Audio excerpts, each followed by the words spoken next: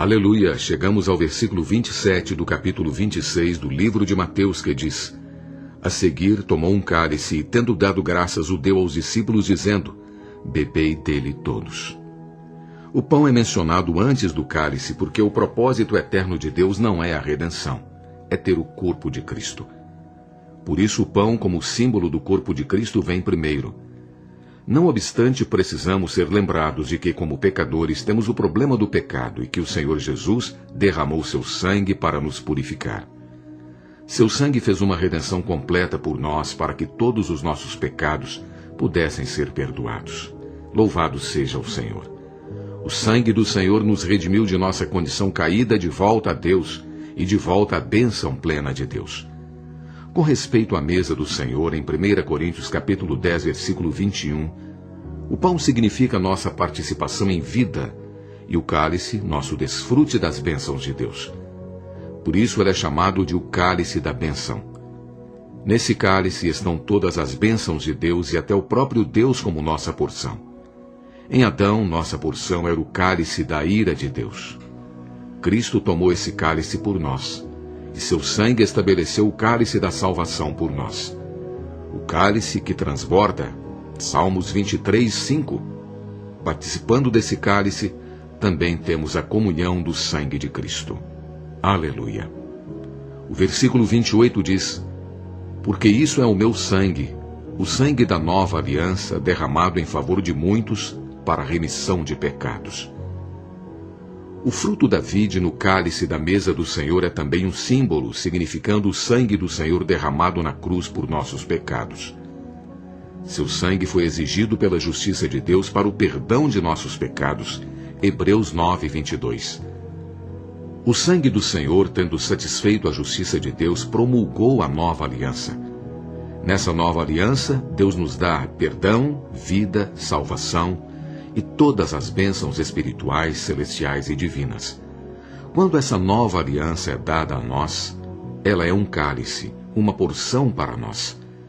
O Senhor derramou o sangue, Deus estabeleceu a aliança e nós desfrutamos o cálice, no qual Deus e tudo o que é dele são agora a nossa porção. O sangue é o preço que Cristo pagou por nós. A aliança é o título da propriedade que Deus deu a nós. E o cálice é a porção que recebemos de Deus. Que maravilha! O sangue é o preço, a aliança é o título, e o cálice é a porção que recebemos de Deus. Quanta revelação! O versículo 29 diz: E digo-vos que desta hora em diante não beberei deste fruto da videira, até aquele dia em que o hei de beber novo, convosco no reino de meu Pai. Ao falar esta palavra, o Senhor deixou claro que desde a hora em que estabeleceu a mesa, ele estaria fisicamente longe dos discípulos, e não beberia o fruto da vide com eles, até que o bebesse novo com eles no reino do Pai. Essa é a parte celestial do milênio, a manifestação do reino dos céus, na qual o Senhor beberá conosco após a sua volta. O versículo 30 diz: E tendo cantado um hino, saíram para o Monte das Oliveiras. Esse hino foi um louvor ao Pai por parte do Senhor com os discípulos após a mesa do Senhor. É baseado nesse versículo que cantamos louvores ao Pai ao final da mesa do Senhor. Chegamos agora ao capítulo 26, dos versículos 31 ao 75. É um longo trecho no Evangelho de Mateus que também se relaciona ao reino. Os versículos neste capítulo a respeito da mesa do Senhor indicam que a morte e a ressurreição do Senhor têm muito a ver com o reino dos céus. Nesses versículos, contudo, não podemos encontrar a ressurreição, embora tenhamos uma clara referência da morte do Senhor no partir do pão, que significa o partir do corpo do Senhor. A palavra do Senhor sobre o derramamento de seu sangue é também uma referência óbvia de sua morte. Embora não haja menção explícita disso, a ressurreição está implícita pelo fato de que o pão simboliza o Senhor como pão para o nosso desfrute. Sua morte cumpriu a redenção por nós, mas ele se torna nosso desfrute através da redenção em ressurreição. Quando vamos à mesa do Senhor, vemos ali um símbolo da morte do Senhor, mas nos lembramos dele, não da sua morte. lembramos dele em ressurreição.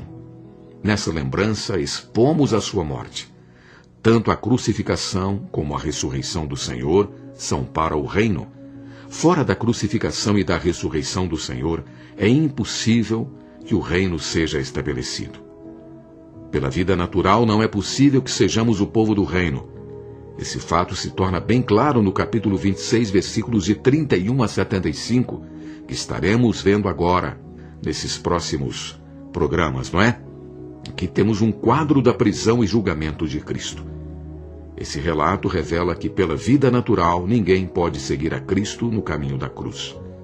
O rei pode tomar esse caminho, mas nós, em nossa vida natural, não podemos. Por isso, o Senhor teve de morrer por nós e entrar na ressurreição por nós. Através de sua morte, nossa situação negativa é saudada e, por sua ressurreição, ele pode ser tomado por nós e até mesmo se tornar nós.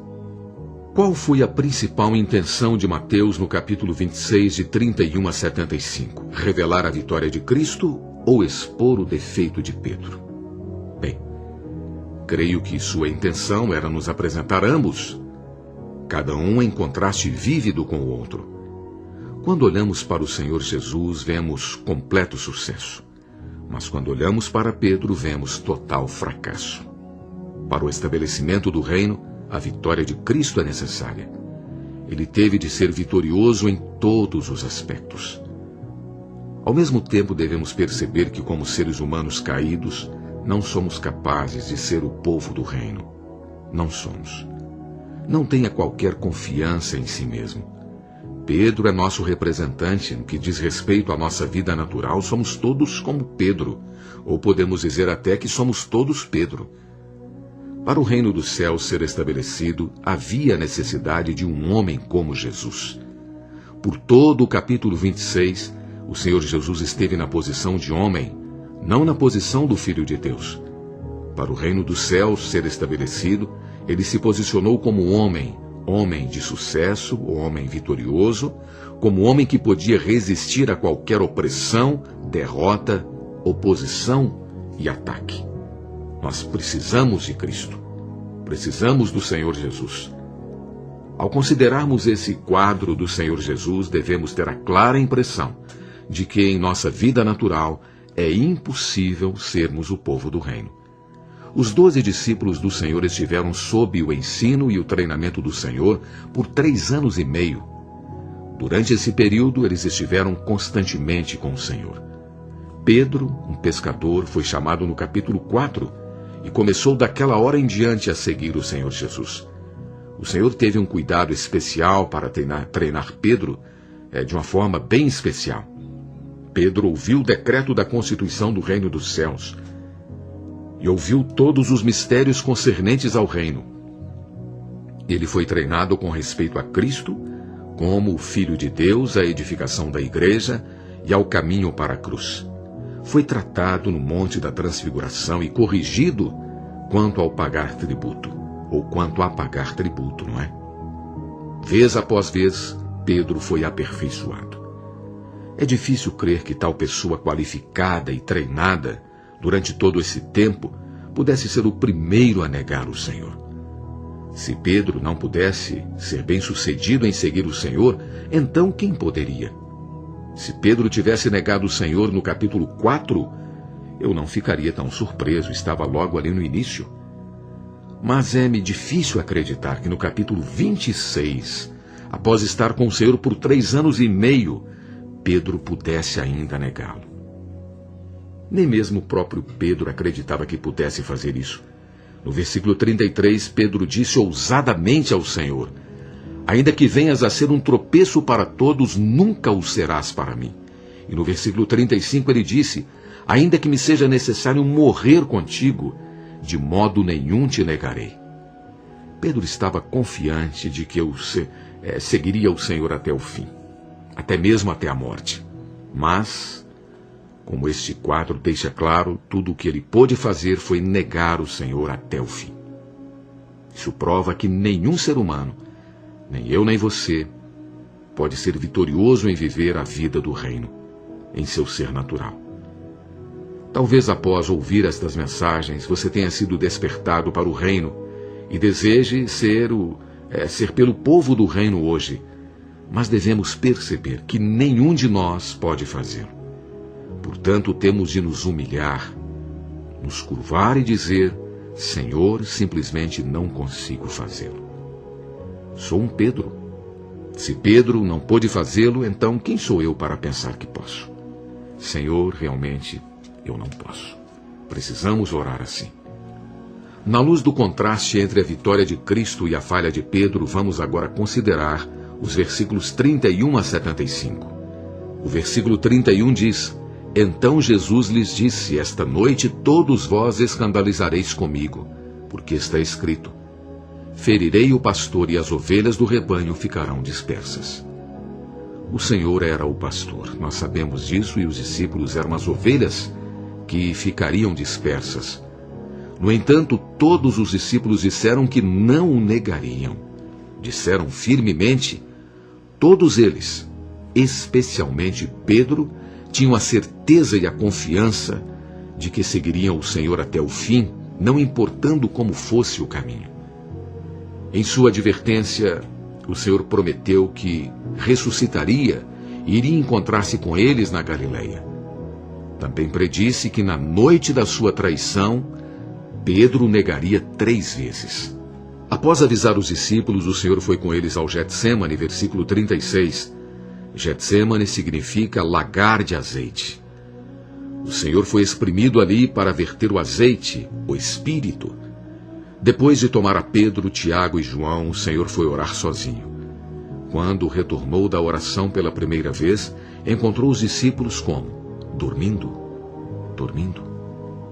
O Senhor então lhes disse que estava profundamente triste até a morte e lhes pedira que vigiassem com ele, pelo menos um pouco, mas parecia-lhes que nada ia acontecer e que tudo estava em paz. Talvez os discípulos sentissem sono porque estavam cansados de estar na presença do Senhor. De acordo com os outros evangelhos, Pedro e João foram os enviados a preparar o lugar para a Páscoa. Talvez estivessem cansados de todos os acontecimentos do dia. Pedro deve ter dito a si mesmo: gostaria de deixar Jesus um pouco, mas uma vez que não posso deixá-lo, deixe-me tirar uma soneca aqui, não é? Porque ninguém é de ferro. O Senhor pode precisar orar, mas eu preciso dormir. Esta foi uma expressão completa de que Pedro era incapaz de seguir o Senhor. É também um retrato da nossa situação. Não resta dúvida que nós amamos o Senhor, mas como Pedro, podemos estar cansados de estar em sua presença.